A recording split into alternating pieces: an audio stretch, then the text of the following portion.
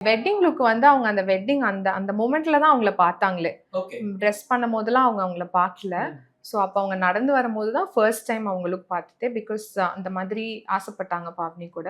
அவங்க வெட்டிங் அட்டையர்ல கூட அவங்க ரெடி பண்ணும்போதெல்லாம் பார்க்கல. மத்த ஓகே. ஈவென்ட்ஸ்லலாம் ரெடி பண்ணும்போது அப்பப்போ வந்து பார்ப்பாரு. நல்லா ம். இருக்கு அப்டின்லாம் சொல்லுவாரு. ஸோ அமீர் எங்ககிட்ட கடைசியா குடுத்த ரிவ்யூ என்னன்னா, கடைசி நேத்து ஈவென்ட் முடிஞ்சதுக்கப்புறம் நெறைய பேருக்கு நான் கவனிச்சிருக்கேன். இங்கலாம் வந்து ஒரு மாரி க்ரீஸ்லாம் வரும். ம். நீட்டா இருக்காது.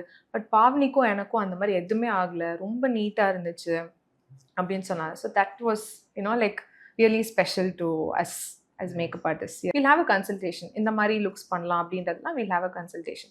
ஸோ அமருக்குமே அதுதான். முன்னாடியே வி வொர்க்ட் இந்த ப்ரீ ஷூட் அதுக்கெல்லாமும் ஒர்க் ம். பண்ணியிருந்ததுனால வி நோ அவங்க என்ன ஸ்டைல் எக்ஸ்பெக்ட் பண்ணுவாங்க.